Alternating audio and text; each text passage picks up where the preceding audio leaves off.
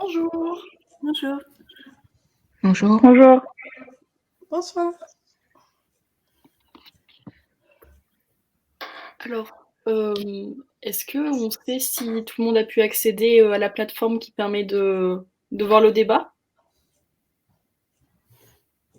Moi, je me suis juste mis sur le lien là que j'avais.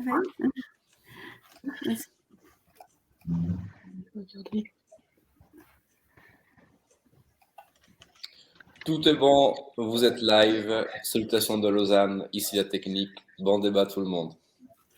Bah, écoutez, d'abord merci beaucoup d'être venu pour ce débat et d'avoir vu le film aussi, si c'est le cas. Merci beaucoup de l'avoir vu. Et je voulais vous proposer pour commencer de faire, on va dire, un petit tour de table, mais version vidéoconférence, du coup, un petit tour d'écran. Ok, merci. Pour vous présenter. Donc, est-ce que quelqu'un veut commencer? Moi, je vais commencer. Donc, je suis Audrey Strugo et donc la réalisatrice du film que vous venez de voir. Donc, moi, je suis Alexandra. Donc, je suis atteinte de schizophrénie paranoïde. Et Je pense que j'ai. ce serait bien que ce soit Audrey. Pardon.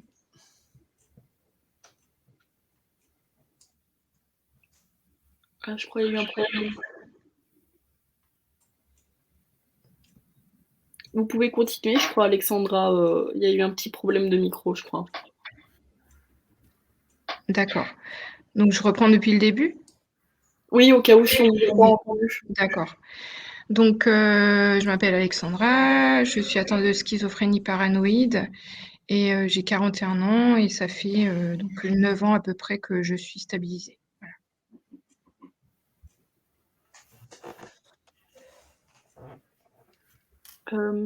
Ensuite, comme vous voulez, est-ce que vous voulez parler, Hélène? Oui. Donc, moi, je suis Hélène Daftian, je suis psychologue et docteur en psychologie. Donc, ma thèse portait sur la question des fratries confrontées à la souffrance schizophrénique et j'intégrais dans ma thèse aussi le point de vue du frère malade. Voilà, parce que je pense que c'est ce qu'on voit très bien dans le film d'ailleurs. Hein. Les deux sont concernés par la relation. On parle souvent des frères et sœurs de patients, mais les patients sont aussi des frères et sœurs. Bon, c'était vraiment un très beau film. Est-ce que vous voulez vous présenter, Anne? Je ne sais pas si elle m'entend. Je vais me présenter parce que au moins c'est fait. Donc moi c'est Léonore et je suis en 3e année de psychologie à Grenoble. Et du coup c'est moi qui vais essayer d'animer le débat. J'ai pas... Alors, donc, je suis proche et je fais de l'accompagnement des proches depuis 20 ans. Ok. Alors, écoutez, je vais poser la première question que on a élaborée en regardant le film. Et puis, si vous avez envie d'y répondre, peut-être c'est bien de pas lever la main, mais d'enlever le micro. Complètement l'anarchie chez moi. C'est bon, vous pouvez parler pour pas qu'on se coupe la parole entre nous. Donc la première question, c'était en fait, on comprend donc dans le film que le personnage de Nathalie, il a arrêté ses médicaments. Et du coup, on peut se demander en fait, qu'est-ce qui a pu la pousser à arrêter la prise de médicaments et est-ce que ça a pu influencer du coup l'insight, son insight par rapport à sa maladie? Moi, je vais vous répondre par rapport au film parce que, moi, j'ai une démarche, c'est à la fois personnel parce que effectivement, moi, j'ai pas de sœur, mais j'ai un petit frère qui est malade. Mais donc dans le film, j'ai essayé donc d'être toujours du point de vue de la sœur, en tout cas accompagnante, du point de vue de Manu. Moi, je peux l'expliquer de ce que donc j'ai compris moi de mon point de vue de sœur avec mon frère, et pas du tout d'un point de vue purement médical, mais de ce que j'ai compris, c'est que mon frère, quand il l'exprime, c'est que il a la sensation d'aller très bien. Il y a deux choses. Il y a soit ça va mieux, donc je les prends plus, soit je supporte pas l'effet que les médicaments ont sur moi, donc je ne veux plus les prendre. Et on est tout le temps balancé entre là j'en ai pas besoin parce que ça va, et en fait c'est piégeux parce qu'il a aucune vision juste à proprement parler de son état, et il se considère même pas comme étant malade de toutes les manières. Il y a une acceptation qu'il n'a jamais faite. Et il est, sinon, quand il arrête, c'est parce qu'il en a marre. Il dit je me sens ralenti, je me sens ramolli, je grossis, ça me saoule, j'arrête. Voilà. Et il balance comme ça entre ces deux états continuellement. Ok, d'accord. Ouais, il y a une sorte de problème d'effet secondaire en fait. Les effets secondaires peuvent peut-être être dérangeants. Vous vouliez parler aussi, Alexandra, je crois, au début? Oui, ça rejoint exactement ce que Audrey vient de dire. C'est vraiment la sensation d'être dans du coton tout le temps, en fait, d'être vraiment ralenti et puis de grossir,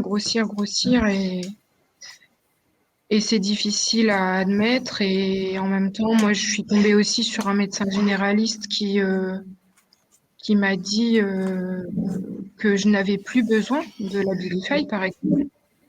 Donc, comme j'ai sauté sur l'occasion, en fait, je me suis dit, je vais arrêter. Et puis, en fait, j'ai rechuté. Donc, voilà, ça rejoint exactement ce qu'Audrey vient de dire. D'accord, merci. Est-ce que vous voulez dire quelque chose, Hélène, ou vous pensez que tout a été dit?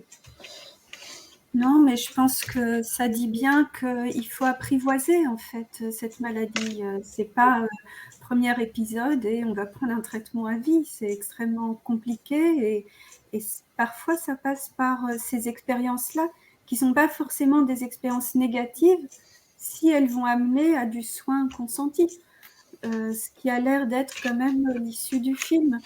Donc parfois, il faut se confronter à la réalité de la maladie pour comprendre qu'on est vraiment malade. Et parfois, moi, j'aime pas du tout le terme rechute, parce que non, c'est pas des rechutes, c'est des parcours. Ça fait partie du parcours de soins. Et parfois, il faut une ou deux étapes comme ça pour se dire, bon, il faut que je compose dans ma vie avec cette maladie et ça ira mieux si je le fais. Alors moi, j'aimerais dire et rebondir sur ce que Hélène vient de dire. Je trouve que tu as tout à fait raison de ne pas parler de rechute, parce que je trouve que dans le terme rechute, il y a une notion d'échec. Alors que justement, ça fait partie du parcours, et souvent, lorsqu'il y a de nouveau une sorte de retour en arrière, c'est que quelque chose n'a pas été vu ou n'a pas été compris par l'entourage ou par la personne elle-même ou par les médecins. Donc, c'est l'occasion de remettre les choses à plat et de repartir pour un autre bout de l'étape. Mais, pardon, si je peux me permettre, dans le film, elle parle, quand il y a cette fameuse scène où elles sont dans le salon et que la sœur est au piano, et elle dit, mais si j'étais grosse, je prenais de la dépakine, etc. Cette scène, pour moi, elle raconte aussi le chemin de croix que c'est pour, à un moment donné, être bien encadré, bien diagnostiqué, trouver un bon traitement. Et en fait, moi, je comprends mon frère. Aujourd'hui, il a 33 ans. Et on lui a mis du Prozac à 13-14 ans, alors que en fait, il était en train de... On sait que c'est une maladie qui se déclare un peu plus tard dans la vie, mais malgré tout, avant, on a des symptômes, il se passe quand même des choses. Et il a jamais été bien suivi, bien diagnostiqué dès le début. Donc, on lui a donné quand même des médicaments très forts, qui l'ont très vite qui l'ont en fait atteint. Il s'est déscolarisé, il s'est marginalisé, il était en marge de la société, et il y a aussi une défiance vis-à-vis du monde médical qui, en plus, est complètement désemparé, parce on sait très bien que donc la psychiatrie en France, et j'imagine aussi dans plein d'autres pays, je sais qu'en Belgique ça c'est un vrai problème aussi, mais c'est dramatique l'abandon qui est envers cette discipline. Et en fait, et vers ces établissements médicaux. Et c'est très compliqué.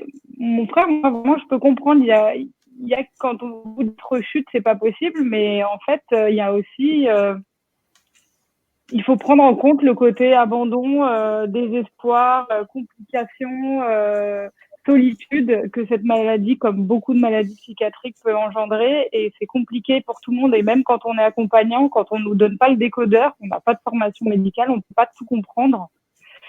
Et rapidement, la maladie vous dévore, que vous soyez le malade ou la famille du malade. Et c'est vrai que tout ça est très compliqué à composer avec. Et justement, est-ce que, en tant que, puisqu'on a un peu des personnes qui on a un aperçu un peu de tous les rôles possibles qu'on peut avoir dans ce genre de situation où une personne est atteinte de schizophrénie, comment est-ce qu'on pourrait justement mieux la vivre en tant que personne atteinte, en tant que proche aidant, et comment mieux accompagner en tant que professionnel aussi? Je ne sais pas si j'ai été claire. La question est vaste. Hein. C'est difficile de répondre comme ça à une question aussi vaste. Mais on sent que là, pour moi, ce que je trouve très intéressant dans votre film, c'est on sent qu'il y a besoin de s'accorder tous ensemble sur ce qui est en train de se passer. Et donc, chaque personnage a...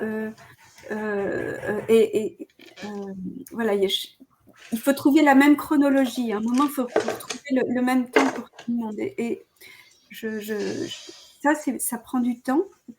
Et le soin, il arrive, le soin consenti, le soin, l'engagement dans le parcours de soins, il vient à un moment où il y a un accord de tout l'écosystème, on va dire, de la personne malade, mais aussi de tout le monde autour d'elle.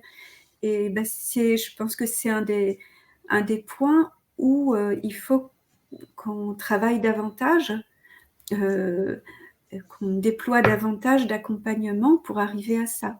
Et c'est peut-être ce qui fait un peu défaut actuellement. Enfin, parmi d'autres choses que vous avez dit, Audrey, mais en tout cas, pour arriver aux soins, il y a à accompagner tout cet écosystème. Est-ce que quelqu'un d'autre veut prendre la parole sur cette question, ou est-ce qu'on passe à une question suivante, on va dire? Non, moi j'aimerais dire que ce qui est très très important, c'est de construire un réseau, c'est-à-dire que seuls les proches n'y arrivent pas, seuls les soignants n'y arrivent pas, et il faut absolument arriver à créer un réseau avec à chaque fois une personne qui prend un rôle et une place particulière. Après, le patient sait très bien à qui s'adresser selon les circonstances et auprès de qui aller demander de l'aide. Et c'est cette notion qui est très importante, c'est que le patient sache à qui aller demander de l'aide. Alors, tout ça, ça prend effectivement du temps, et surtout, ça demande que les différents acteurs arrivent à se parler et à s'ajuster et harmoniser leurs interactions. Et malheureusement, ça, c'est très compliqué. Oui, c'est quelque chose de... ça prend beaucoup de temps, en fait, de trouver comment dire, j'arrive pas à trouver mes mots. Voilà, c'est ça, une harmonie, voilà, une cohésion entre les différents membres de l'écosystème, c'est quelque chose de compliqué.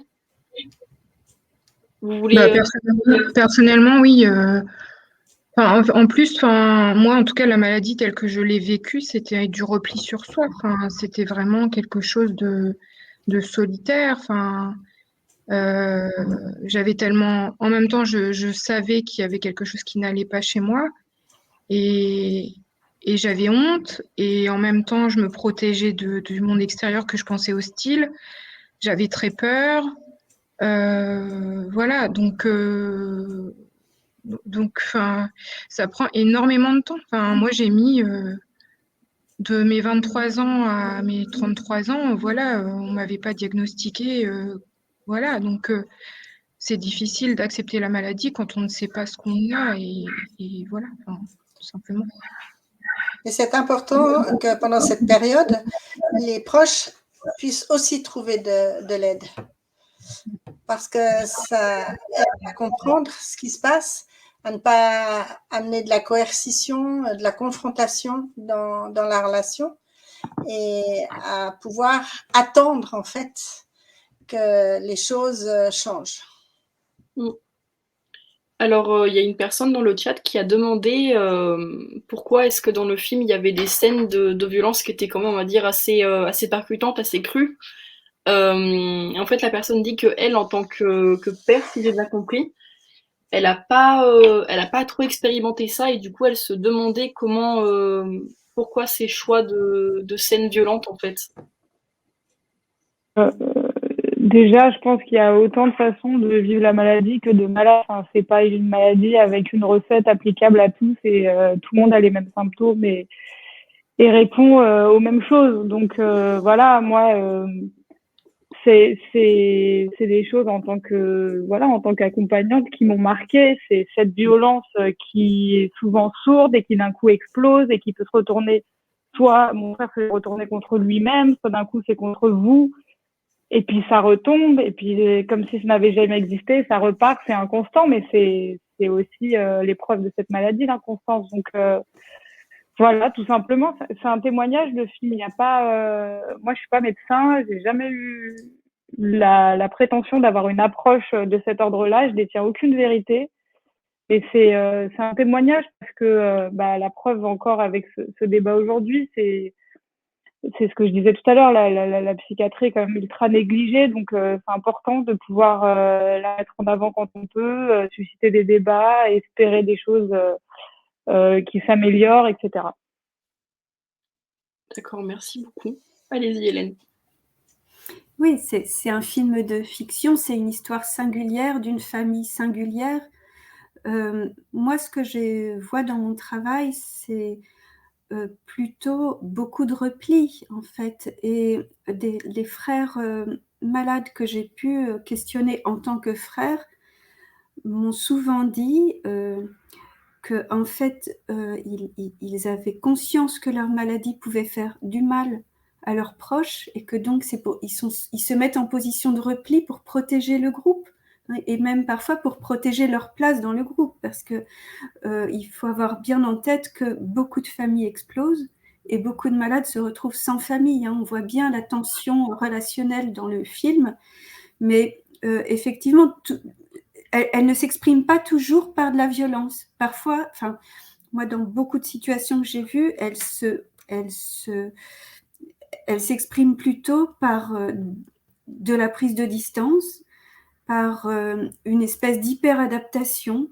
On s'adapte, on ne dit rien. Un peu comme les parents du film, par exemple. On voit beaucoup que les parents du film, ils encaissent, on se demande la mère jusqu'où. Et donc ça, c'est aussi quelque chose qu'on voit beaucoup dans des familles, en tout cas que moi j'ai suivies.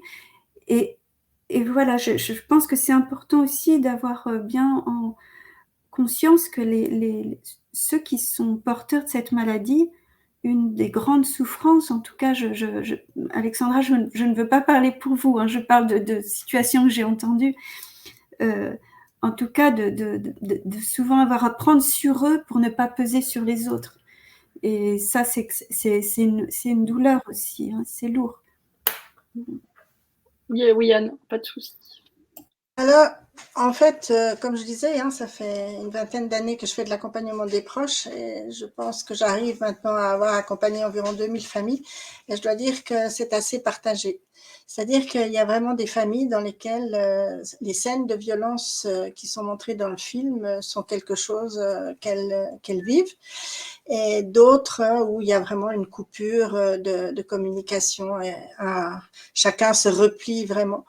Je pense que on ne peut pas généraliser, ça c'est sûr, mais ce qui est très très important, c'est dès le départ de comprendre que pour garder le lien, Et pour garder un lien quand même assez équilibré, la communication joue un grand rôle. Et le fait que souvent les proches justement ne sachent pas trop comment communiquer, mais c'est pas leur faute, c'est parce qu'on les met pas au courant. Eh bien, ça entraîne des scènes justement de confrontation qui mènent à la violence. Parce qu'à un moment donné, il faut pas absolument vouloir convaincre, il faut pas vouloir dire tu dois, il faut, parce que ça marche pas non plus. Donc, j'ai pour habitude de dire que les proches deviennent d'excellents négociateurs et que si dans les ambassades, il y avait plus de proches, il y aurait moins de difficultés et de conflits. Et c'est ça, c'est à quel moment est-ce qu'on lâche pour ne pas arriver au conflit, mais aussi, il faut mettre des limites. Alors, comment est-ce qu'on les met, ces limites? Et c'est vraiment toujours une sorte de rôle d'équilibriste pour arriver à mesurer ce qu'on fait, ce qu'on dit. C'est compliqué, c'est vrai.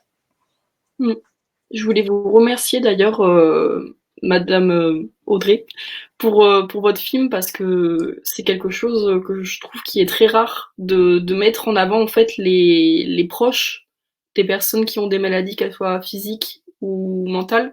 C'est quelque chose de rare, j'ai l'impression, et c'était important, je pense, de faire un film comme ça. Et merci à toutes de témoigner, de répondre aux questions. Voilà, en voyant le film, en fait, on s'est demandé en fait qu'est-ce qui avait pu amener la famille et plus particulièrement les sœurs en fait à avoir une relation aussi tumultueuse entre guillemets, une relation aussi compliquée. Il y a le personnage de Manu, de la sœur qu'elle n'est pas malade. Elle est quand même rongée par la culpabilité. On se demande, on est issus des mêmes parents, on a reçu la même éducation, pourquoi nous on n'est pas malade et pourquoi c'est ton frère, ta sœur qui est malade. Voilà, ça c'est quelque chose, c'est comme ça s'appelle la fatalité. On ne peut rien y faire, sauf qu'on doit vivre avec ça, avec cette culpabilité, cette ultra lucidité. On sait qu'on fait sa vie, qu'on s'épanouit, qu'on construit, qu'on avance, mais on laisse derrière les siens. Moi, c'est ce qui se passe, hein. Et c'est tous les jours ce poids, cette culpabilité, ce questionnement, le qu'est-ce que je peux faire, comment. Donc, forcément, on est imprégné de cette culpabilité. Elle ronge, elle aussi. C'est une conséquence de la maladie aussi, hein, sur l'entourage des proches. C'est un dommage collatéral parmi les autres. Et il faut, quand on est ensemble, on est bouffé par ça. Moi, mes réactions, elles sont souvent dictée parce qu'il y a cette culpabilité que je suis pas à l'aise avec moi-même et en même temps je peux rien y faire, et l'impuissance devant laquelle je suis aussi quand je suis avec mon frère, je vois sa souffrance, je sais qu'il souffre tout le temps, et il faut vivre avec ça. Donc c'est très compliqué d'avoir des rapports après apaisés quand on est soi-même travaillé aussi intensément de l'intérieur. Et pardon, parce que certainement que je vais devoir filer dans la foulée. Donc, je voulais vous remercier vraiment, vraiment de ce débat-là, mais même d'avoir su apprécier mon film et de lui donner comme ça une raison d'être. Vraiment, merci beaucoup. Merci à vous. Alors moi, je renchérirais sur ce que Éléonore a dit. C'est vrai que c'est très très rare de voir un film qui parle vraiment de la situation des proches. Et je trouve qu'elle est très très bien décrite. Ouais, c'est ça. Est-ce que... Oh, pardon, allez. Merci beaucoup. Hein. Pardon, merci beaucoup. Il faut que j'y aille, mais merci beaucoup. Passez une bonne soirée, une bonne semaine. Merci, vous de même. Au revoir. Est-ce que vous vouliez rebondir sur ce qu'a pu dire Audrey auparavant, Alexandra et Hélène? Moi, j'aimerais juste dire quelque chose, parce que je ne sais pas si c'est apparu ou pas à l'écran, mais le livre de Gringe, On aboie en silence, est un livre justement qui parle de la situation de Gringe. qui est donc un complice d'Orelsan au niveau de la musique, hein, et qui est aussi un excellent acteur, et son frère est schizophrène. Il a écrit un livre qui est extrêmement touchant et qui parle justement de la culpabilité et comment lui a en fait pu s'alléger de sa culpabilité. Merci beaucoup. Je ne savais pas du tout qu'il avait écrit un livre sur ce thème. Est-ce que vous vouliez du coup rebondir sur la question que j'avais posée, Alexandra et Hélène, par rapport à ce qui pouvait mener une famille et des sœurs en fait à avoir des relations aussi compliquées? Ben, je pense que c'est toute la ressource et l'intensité de la relation fraternelle. D'ailleurs, c'est très beau dans le film, le fait que ça commence avec des souvenirs d'enfance, des traces de la petite enfance, hein. Donc, en fait, c'est une relation. En fait, on se construit avec sa sœur. Elles se sont construites ensemble. Elles ont emmagasiné des souvenirs ensemble, des souvenirs sensoriels, de la tendresse, de la compétition, de l'émulation. Et tout ça, en fait, ce que je vais reprendre un terme que dit Gouton, il parle de chair de fratrie, chair, C-H-A-I-R, hein, pour dire à quel point on est de la même pâte, on est fait de la même pâte humaine. Et donc, effectivement, quand cette pâte, elle est touchée, oui, il y a une intensité dans ce que ça fait, hein. Et on retrouve à l'âge adulte, en fait, ça réactive en fait les mêmes jeux de l'enfance, c'est-à-dire le jeu des différences, des ressemblances. On voit bien aussi autour de toute l'arrivée possible d'un bébé, comment tout ça, ça réactive aussi, hein. Est-ce qu'on est bien de la même chair et qu'est-ce qui se transmet, tout ça. Donc, je pense que ce qui est intéressant, ce que montre très très bien pour moi le film, c'est la spécificité de la relation fraternelle. Moi, comme Anne, j'ai accompagné beaucoup de situations depuis pas mal d'années, et les parents sont affectés d'une autre façon, hein, quand on a un enfant qui développe une schizophrénie. Et c'est pour ça qu'il est intéressant d'accompagner de façon différente les frères et sœurs des parents ou les frères et sœurs des enfants de patients, parce qu'il ne se passe pas la même chose. Et les places ne sont pas interchangeables. Est-ce que vous voulez rajouter quelque chose, Alexandra? Non, je pense que la plupart des choses que je voulais dire ont été dites, donc non. Bon, ça va alors. Non, moi, je pense que effectivement, c'est très bien montré que leur relation a commencé vraiment dans l'enfance, et j'ai eu l'impression que dans certaines scènes, Nathalie aimerait retrouver cette complicité qui malheureusement est entachée par des souvenirs, par des moments douloureux. Mais j'ai l'impression qu'elle aimerait revenir à des moments de cette enfance. Puis malheureusement, ça dérape, mais je trouve qu'on sent un immense amour entre ces deux sœurs. Oui, qui est très bien montré d'ailleurs dans la scène finale, qui est vraiment une très belle scène, je trouve, avec la musique derrière. C'était vraiment très beau, quoi, comme scène.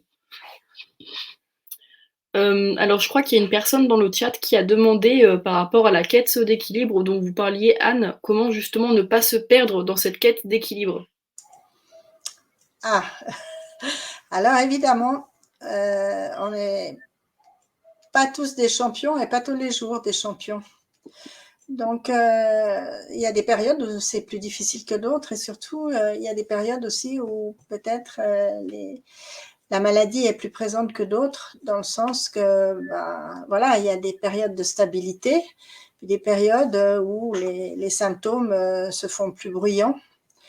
Et là, il faut que les proches sachent aussi, eux, trouver leurs ressources, et surtout aussi auprès de qui ils peuvent aller chercher de l'aide, non seulement pour la personne qui est malade, mais aussi pour eux-mêmes. Et ce cheminement des proches, on parle à l'heure actuelle beaucoup du rétablissement des personnes malades et Hélène faisait allusion justement à tout ce processus et ce parcours de rétablissement. Mais vraiment, le rétablissement des proches passe par les mêmes étapes. Le contenu des étapes n'est pas vraiment le même, mais il y a aussi tout ce processus. Et parfois, les uns passent devant les autres, et puis on essaye à chaque fois de s'ajuster. Et cet équilibre, pour moi, demande beaucoup de capacité d'ajustement. D'accord, merci beaucoup. Est-ce que vous voulez rebondir? Allez-y, Hélène. Oui, pour les frères et sœurs, ça passe souvent par des besoins de prendre de la distance. Et ça, je crois que c'est très important que les parents comprennent ça. C'est parfois en prenant un peu de distance qu'on va protéger la relation, en fait, que la relation va tenir dans le long terme. Et il vaut mieux prendre de la distance que rompre. Et parfois, voilà, il faut des va-et-vient comme ça. Moi, j'ai entendu des quantités de frères et sœurs qui m'ont expliqué qu'ils ont été faire leurs études à l'autre bout de la terre, hein, ou voilà. Donc ça, c'est très, très fréquent. Et je pense qu'il faut vraiment le comprendre pas du tout comme un abandon. Hein. C'est vraiment de faire un pas de côté, de s'éloigner et voilà, de pouvoir revenir en étant dans quelque chose de plus sécure, de plus solide, avec moins d'intensité émotionnelle aussi, que les choses aient pu un peu redescendre. Et ça, je pense que ça fait du bien à tout le monde, en fait. Hein. Donc, je pense qu'il faut... la question de prendre de la distance, et c'est valable aussi, bien sûr, pour la sœur ou le frère qui est malade, hein, qui a parfois besoin de prendre de la distance de son environnement familial. Alors, pour en avoir fait l'expérience, je comprends tout à fait ce que dit Hélène et c'est tout à fait vrai parce que Nicolas, donc, qui est mon fils aîné, qui est tombé malade, avait un frère qui avait 14 mois de moins et ils étaient extrêmement proches. Et au moment où Nicolas est tombé malade, son frère commençait aussi sa carrière professionnelle. Et comme tu le dis, Hélène, il a décidé de partir travailler à l'étranger. Il est parti en Allemagne, en Angleterre, puis à New York. Et ça a duré, je dirais, 6-7 ans, cette période. Et quand il est revenu, il avait la trentaine. Il y a quelques années ont passé. Il se voyait, mais la particularité, c'est que Nicolas ne parlait pas, donc c'était très difficile. Mais il a retrouvé son frère quand même. Et il a fallu encore quelques années pour que Mathieu un jour me dise, tu sais, je suis partie à l'étranger parce qu'il fallait que je mette de la distance.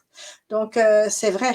Et il faut vraiment le prendre comme une ressource que le frère ou la sœur a trouvée pour pouvoir digérer, faire face à la situation. Cet éloignement est un apaisement, en fait. Est-ce que vous voulez rajouter quelque chose, Alexandra, par rapport à ce qui a été dit? Est-ce que vous, peut-être, vous avez ressenti le besoin de vous éloigner, si c'était possible, de votre cercle familial ou ce genre de choses? Oui. Je suis partie travailler assez loin de ma région d'origine, mais ma sœur aussi est partie aux États-Unis, en fait. Voilà. Donc, c'est vrai que ce que vous dites sur l'éloignement, la mise à distance, ça me parle, en fait, là, vraiment. Et c'est vraiment pas de l'oubli, c'est ça. Ouais. C'est ça, je pense, oui, qui est dur à assimiler pour la personne qui est malade. C'est pas vraiment.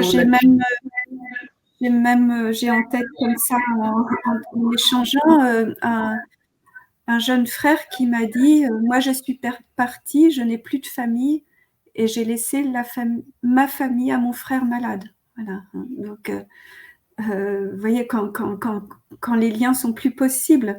Donc, apaiser les relations, c'est vraiment, pour moi, on ne peut pas penser de psychiatrie sans ce travail d'apaisement des relations. La psychiatrie, c'est pas que des médicaments, même si ça participe bien évidemment, mais soulager ces tensions, comprendre, et puis parce que souvent ces tensions sont elles-mêmes des facteurs de nouvelles crises en fait. Souvent c'est le climat trop tendu, l'environnement quand il est trop tendu favorise, bon je vais reprendre le thème que j'aime pas, mais favorise la rechute. Donc c'est tout à fait, ça fait partie vraiment du soin psychiatrique de prendre, de soulager les tensions familiales. Et puis je dirais qu'il y a aussi une chose, alors peut-être qu'Alexandra renchérira ou démentira, mais j'ai souvent eu l'impression que pour la personne qui a un trouble, c'est difficile de gérer plusieurs personnes. Et au sein de la famille, eh bien, parfois, c'est difficile de gérer ses frères et sœurs et ses parents. Quand je dis gérer, c'est-à-dire maintenir un lien ou une relation avec les uns ou les autres. Parce que c'est beaucoup de situations, c'est beaucoup d'émotions. Et puis, il y a des émotions qui, selon les périodes, sont plus douloureuses que d'autres ou mettent plus en évidence des moments difficiles que d'autres. Donc, parfois, il y a des rapprochements qui se font, mais avec peut-être un seul membre de la famille, qui peut être aussi un oncle, une tante ou un grand-parent. Et ça, il faut que les parents le comprennent aussi, que c'est pas contre eux, mais que c'est pour la personne malade une possibilité justement d'avancer et que c'est cette personne-là qui va apporter à un moment donné du réconfort ou de l'apaisement, mais que toute une famille, c'est trop. D'accord. Ah, allez-y, Alexandra. Oui, oui, bah, je rejoins ce que Anne vient de dire, hein, mais moi, enfin, c'était avec ma mère, en fait, la relation la plus fusionnelle que je pouvais avoir et la personne sur qui je comptais le plus, c'était ma mère. Voilà. Merci beaucoup. Allez-y, Hélène. Dans j'ai animé beaucoup de réunions pour les frères et sœurs, et un des thèmes qui revenait très souvent, c'était les fêtes familiales, c'était la fête de Noël. C'est comment on va s'y prendre pour que ce soit pas tendu. Est-ce que je peux inviter mon frère ou ma sœur dans ce moment-là? C'était les mariages aussi, c'était tous ces moments un peu où il y a pour tout le monde une peur du surgissement de la maladie. Et à chaque fois, je mets la personne malade elle-même, hein, qui doit être dans ces moments-là, dans un grand contrôle. Parfois, c'est très difficile aussi. Hein.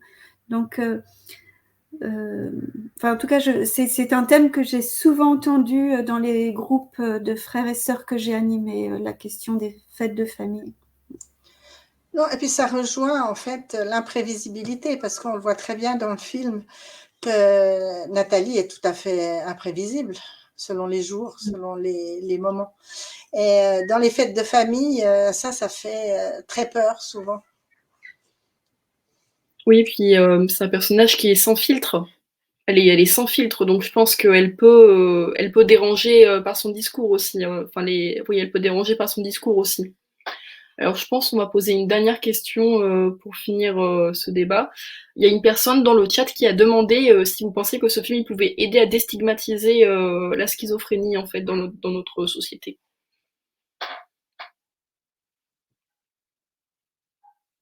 Est-ce que allez-y Anne. Alors,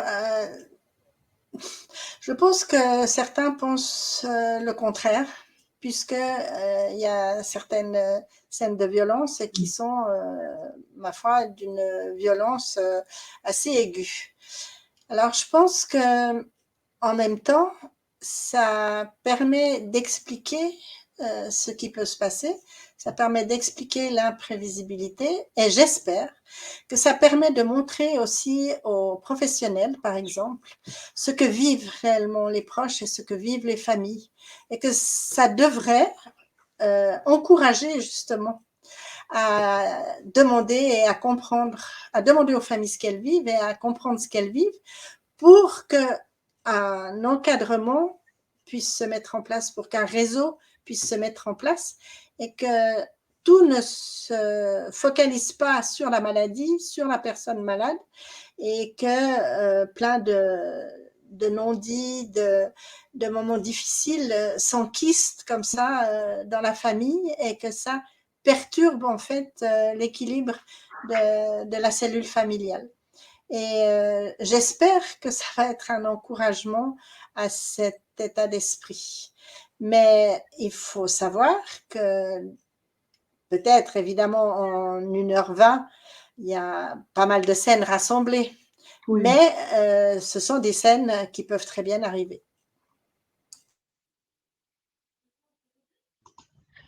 C'est un film qui pose des questions, en fait.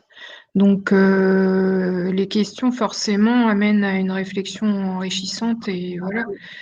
Il y a la question de la rancune aussi entre frères et sœurs. Enfin, voilà. Et je trouve ça intéressant. Parce que voilà, pourquoi moi et pourquoi pas elle? Enfin bref, c'est des questions qu'on se pose sur l'injustice aussi de la maladie quelque part. Donc voilà, c'est toujours intéressant il y a plein de thèmes dans le film qui sont très très justes, qui posent les bonnes questions en fait. Voilà. Merci beaucoup. Merci à tous, à toutes plutôt. On arrive à la fin de ce débat. On a un public. Non. Mais j'avais envie de vous poser une dernière question quand même. Pour vous, quelle est la scène la plus forte du film? Qu'est-ce qui, si vous devez vous souvenir d'une scène du film, ce serait laquelle, Hélène?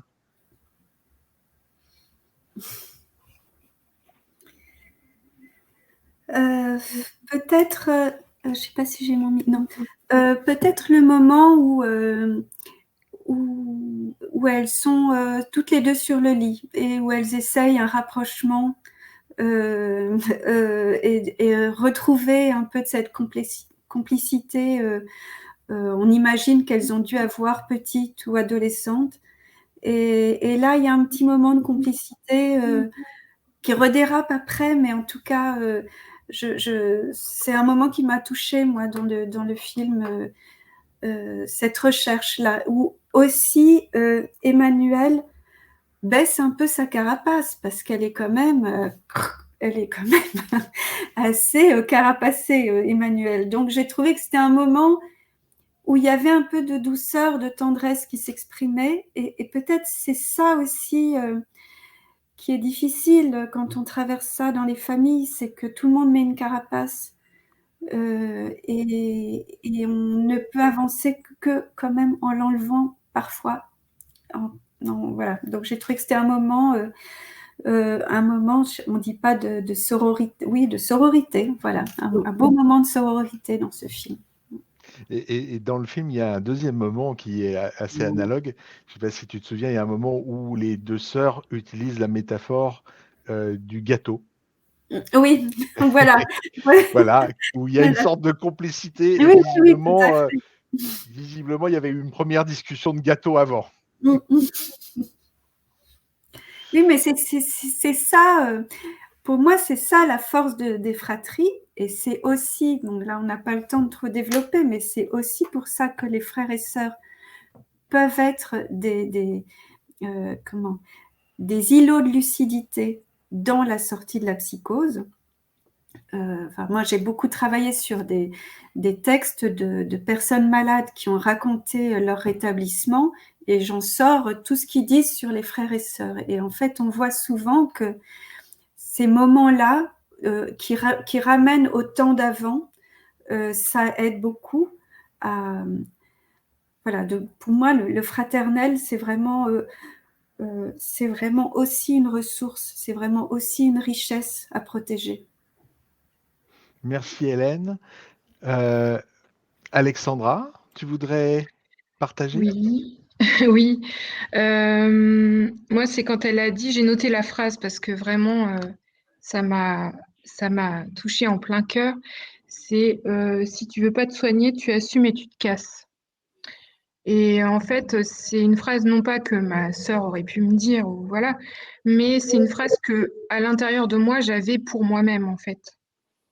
C'est-à-dire, voilà, soigne-toi ou alors disparais, quoi. Enfin, voilà. Donc, j'ai aussi toujours cette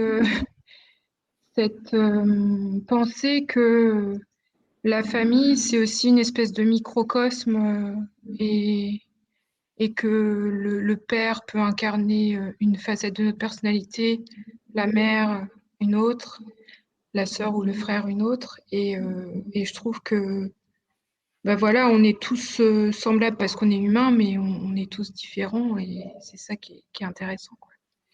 Voilà, Merci Alexandra et merci aussi de ton courage d'être là ce soir. de rien. Éléonore ou Anne? Alors moi, je dirais que c'est la toute dernière scène qui chaque fois est très poignante pour moi.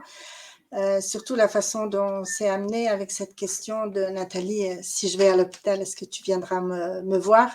Je trouve que ça montre le lien et l'amour qui existe entre les deux sœurs et en même temps, je trouve que ça montre très bien, Alexandra a relevé cette phrase qui moi aussi à chaque fois me frappe, et c'est de me dire souvent les personnes qui ont un trouble, elles demandent à l'entourage d'être authentiques. Et dans le moment où Manu dit ça, elle est vraiment authentique. C'est effectivement dit d'une façon cassante et crue, mais ça a un écho tout à coup. Et je pense que ça a été quand même assez déterminant dans la question que pose Nathalie tout à la fin. Et je trouve vraiment cette scène termine le film en beauté. Merci Anne. Éléonore, je te laisse conclure avec ta scène choisie. Moi, j'ai beaucoup aimé la scène où elles sont donc en boîte, je crois. Et en fait, moi, je fais beaucoup attention aux musiques qui sont utilisées pour selon les scènes. Et en fait, la musique, le texte que disait la chanteuse, en fait, c'est en anglais, mais le peu que j'ai pu capter, on va dire, ça parlait d'amour justement. Et je trouvais que c'était vraiment un bon choix au niveau des lumières, de la musique, puis même de la complicité qu'elles avaient, où elles avaient chacune un peu leur rôle, on va dire, entre Nathalie qui fait la faux folle et Manu qui est au bar. J'ai trouvé que c'était vraiment une belle scène aussi. J'ai beaucoup aimé la scène de fin avec le violon, qui était très belle aussi. Merci à toutes les quatre. Merci à vous. Et voilà, c'est la fin de ce débat. Notre prochain événement, c'est de nouveau un ciné-débat qui aura lieu dans un petit quart d'heure, qui s'intéresse cette fois aux âmes sœurs. Bonne soirée. Bonne soirée. Bonne soirée. Bonne soirée.